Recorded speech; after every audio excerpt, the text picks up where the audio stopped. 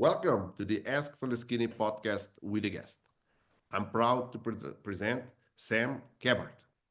Sam, welcome to the show. Please tell us more about yourself. What is your story? Yeah, absolutely, Peter. First off, thank you so much for having me. I love what your show is all about, the topics you explore, and it's just so needed, For me, my journey in having a midlife crisis started with a quarter life crisis when I was 25 years old. And that was some things that I worked through, but when I turned 31 years old, that was truly, I know, to me, age isn't really, it's just a number, put it that way, when we're talking about these crises. For me, it was 31 years old. At the time, I was in Silicon Valley. I had just built my business up to a seven-figure business, and this is key, while working less than 4 hours a day. So in a lot of ways, I had financial freedom. I didn't have employees, just virtual assistants.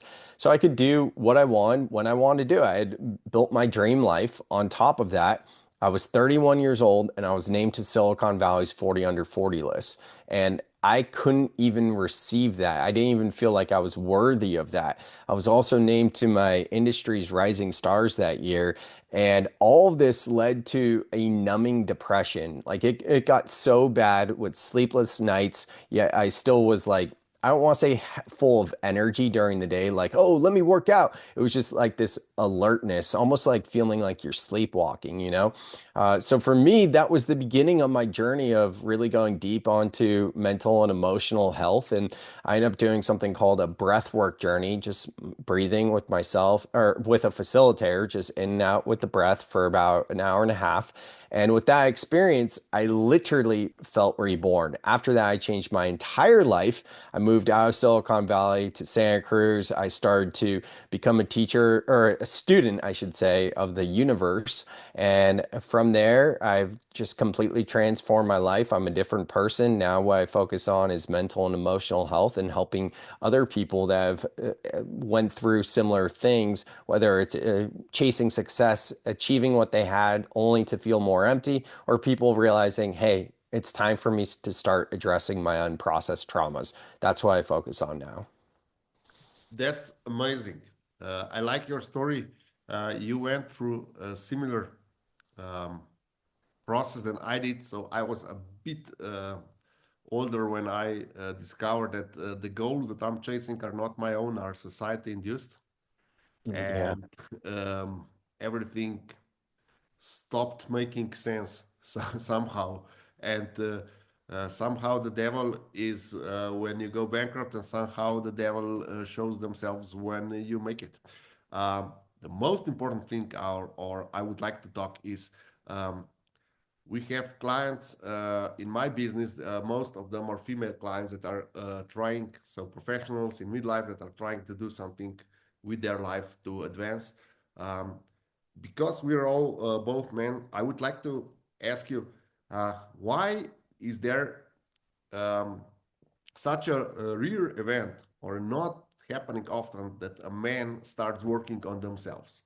Why are women so much more pragmatic and they start looking for help? They start looking for, um, let's say, therapists and stuff like that. And that there is not so much stigma about going to therapist as it is if you are a really successful man. What's your take on that?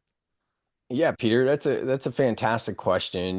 These days I look at everything from what I call a soul life perspective, a soul life mindset, if you will.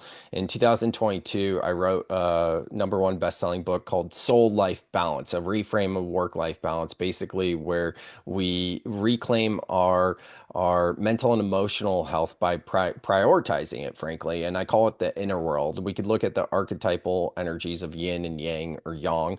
And yin is that inner world of mental, emotional health, along with connection to something greater than this human experience. And the outer world is how we move through the world with obligations and responsibilities.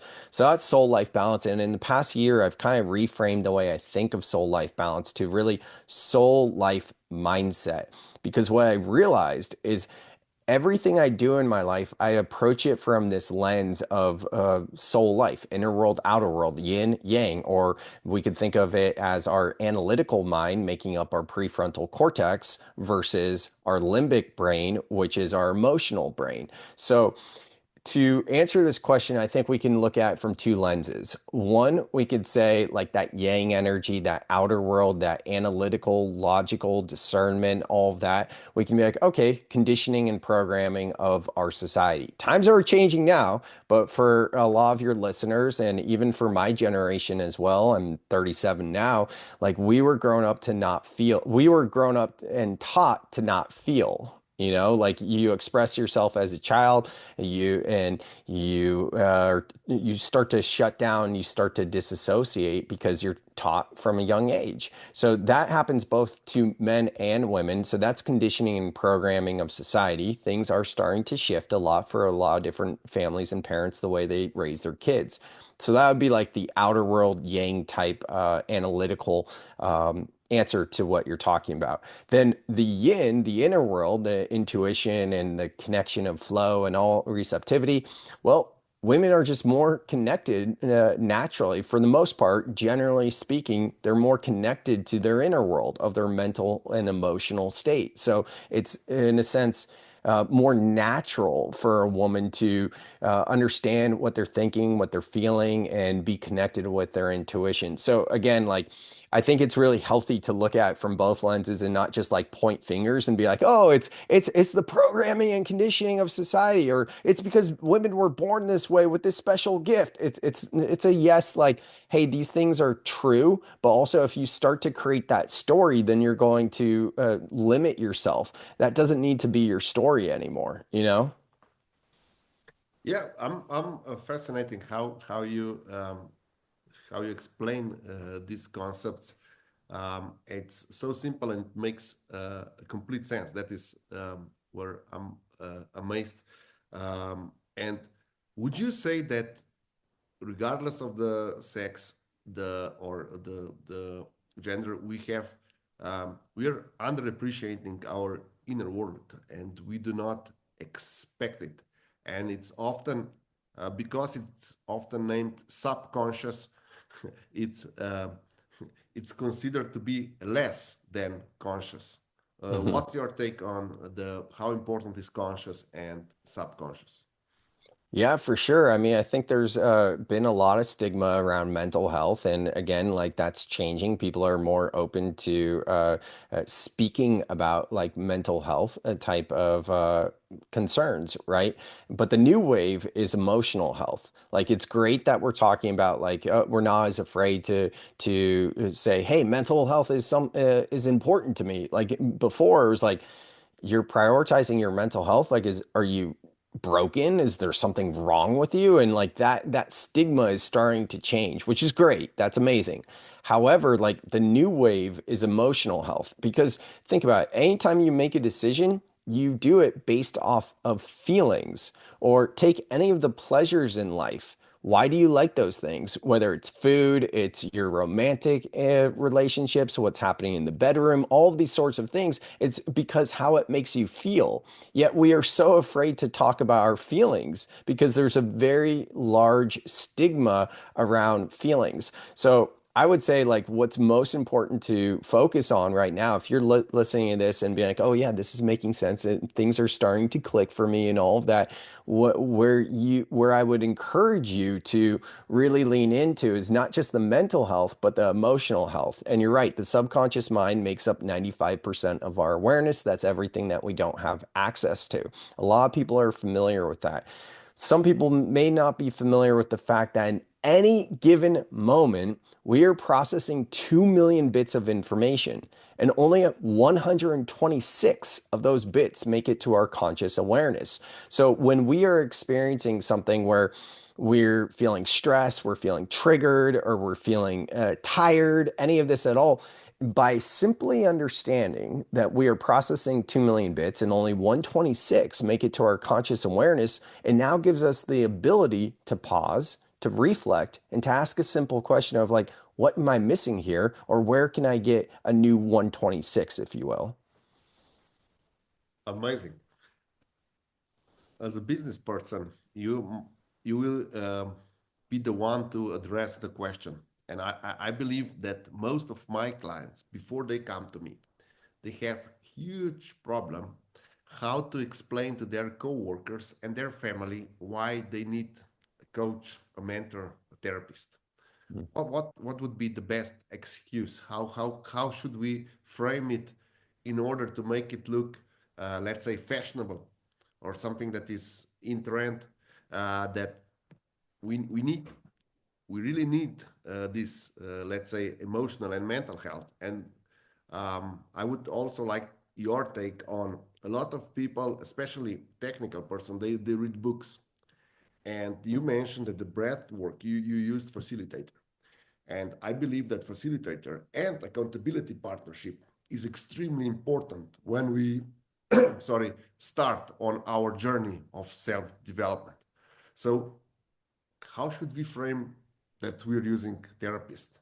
How Yeah. should we frame it as a performance tool? How should we frame it that our society will be better if we, as a CEO or C-level executive or investor, if we start investing our time and money in therapy, in getting to know ourselves better? How would you frame it? Yeah, I think for me, the words that we choose to use carry a very strong energetic charge because that hits our subconscious, and we may not be intentionally choosing the words that we are using. And if we're saying, "Hey, I need a coach, a therapist, et cetera," and now I need an excuse uh, to have a coach or a therapist, whatever it might be, we're carrying guilt and shame. I'm not speaking for you. I'm not speaking for anyone listening.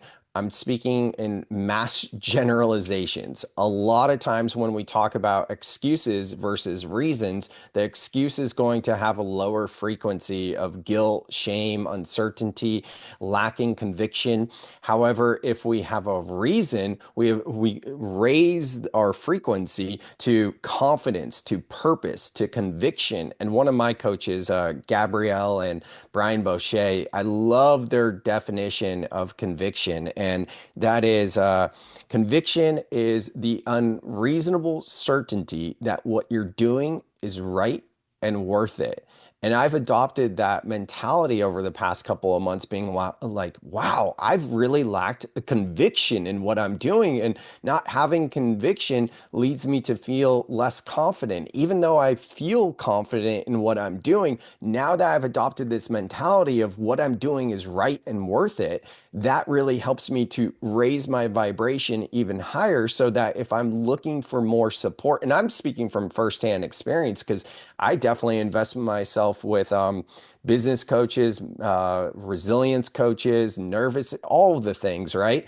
And I don't look at as an excuse for it. I look at it as a reason because I know this is an investment so that I can feel my best, so that I can perform my best. And it's simple little mindset shifts like that to just notice the language that we're using because these words that aren't serving us keep us stuck. And if we can shift them to empowering words, then that's going to make all the difference. And that's the same way of speaking to a spouse. If someone's like, a husband's talking to their wife or a wife is talking to a husband or et cetera, whatever the situation is, just their partner, and they want to explain why they believe this new coach or therapist is going to help them.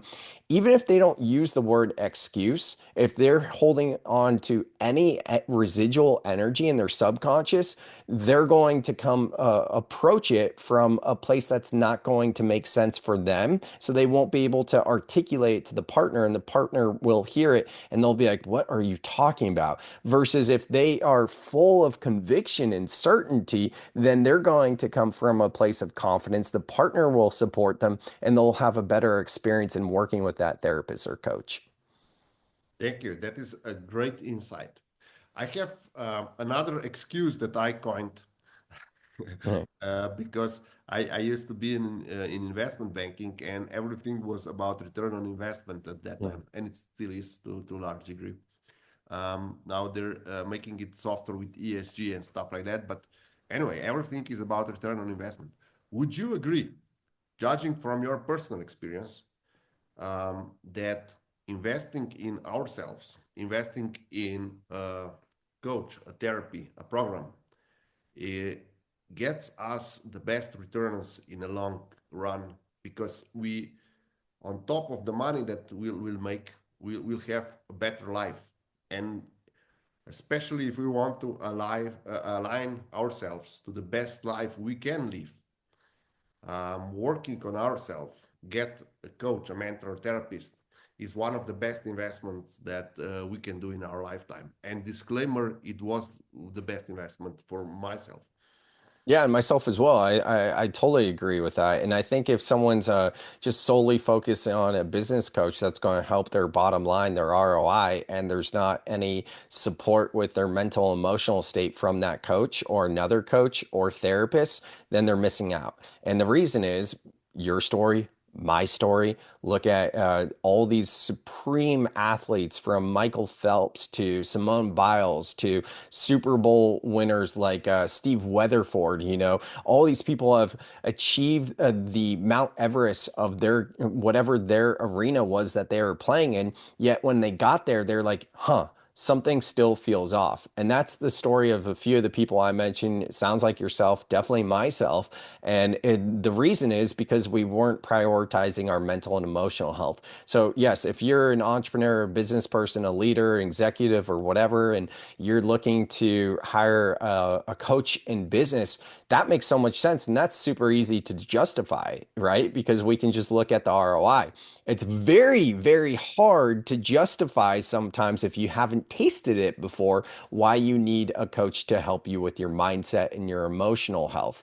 But once you get to this place of success and you realize you haven't been prioritizing your inner world, then everything is going to crumble and you're going to have to rebuild. It's an archetype. It's a story after story. So many people have gone through this. And this is why I'm so passionate about the work that I do, the work that you do, because we're not just helping people make more money and make more money so that they can live their life more, but also reconnect with how they actually feel so that they're in the journey and enjoy the whole process.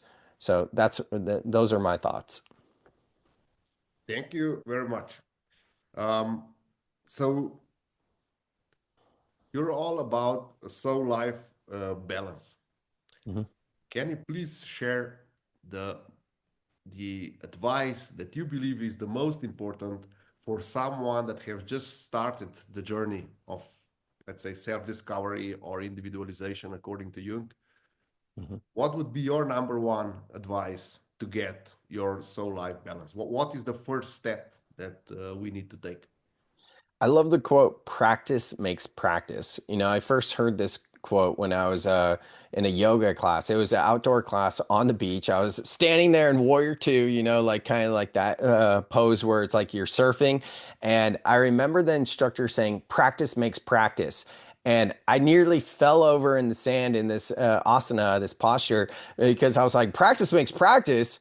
It's practice makes perfect. And I was like really deep in the beginning stages of my journey.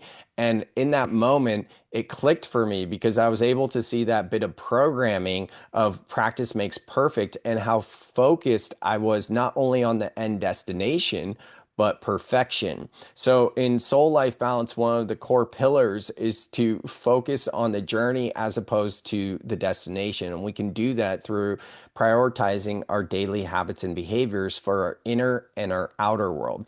And when I went through my own yoga teacher training, our instructor, Dakota Shea, said something that blew my mind. We were out there in Costa Rica, this beautiful yoga shala, looking over in the jungle, immersed in the jungle, looking over the ocean, hearing the monkeys howling and all the things, the geckos and all that. It was amazing. And Dakota Shea said this about the yogic philosophy of sadhana, which sadhana is to be in pursuit of. It's the cliche of being in the journey. A lot of people talk about this, but how do you actually do that? Again, how we do that is focusing on our daily habits and behaviors that support both inner and outer world. So what Dakota said was to name your ultimate potential is to limit your ultimate potential. And I'll say that again. To name your ultimate potential is to limit your ultimate potential. So tying this back to my journey of like building this business, these awards, and looking at some of these supreme athletes, a lot of times we may not like consciously be aware that we're naming our ultimate potential, but we're doing it on a subconscious level. So now what I do instead is I just have at the top ultimate potential. Then I have different categories: mental, emotional, physical, spiritual, all these sorts of categories, and be like, who do I want to embody in these categories? And what I focus on is embodiment. What are my core values? How do I want to show up in the world? If I focus on those, if I embody those, then I'm in alignment and everything else falls into place from there. That's amazing. So embodiment is more important than the end goal, and the way is also important. So practice is just incredible insight for me, and I hope for our listeners, that the journey is often more important than the destination. And we have to fine tune ourselves to enjoy the journey and be on the journey that we enjoy. Maybe if we spin it a bit, in order to be successful, but not successful in, let's say, societal induced goals, but successful in the life that our inner self wants us to be. Uh, Yeah, Sorry. yeah, success can be really easily reframed to be like, okay, in the morning when I wake up, do I feel good versus am I dreading all the things? Like, am I waking up with clarity, with calm, excitement about the day? It doesn't have to be like you pop out of bed and first thing you're like, look, I'm going to attack the day with an enthusiasm unknown to mankind, right? But like in that first hour of waking up, are you ramping up to feel excited? And when you put your head down the pillow, are you proud of how the day was? And just looking at day by day, because when you go from day by day, then you can go to moment awareness. And that's how we build presence. And that's really what we're after here. Thank you, Sam. Thank you for all these insights. Please let us know where can our listeners reach out and find you. Yeah, absolutely. Thank you, Peter. This has been a fun conversation. You've asked a lot of questions. There's some things that I talked about that I talk about a lot, but there's a few other things that came up that I'm like, oh, I like that. That was new and different. So I appreciate the questions. I appreciate the work you're doing. Thank you for everyone listening. If you want to go deeper with me, the best way to do so is to join my breath club. It's completely free. You can go to samkabert.com/club, samkabert.com/club. And in that link, it's free. All you do is you put your name and your email there. And then every single week I lead live via Zoom breathwork sessions on Zoom. And then there's also a whole bank of pre-recorded breathwork exercises. So if you want to connect with me, go deeper. If this is resonating, definitely invite you to join the Breath Club. And Peter, thank you again. Appreciate it. Thank you.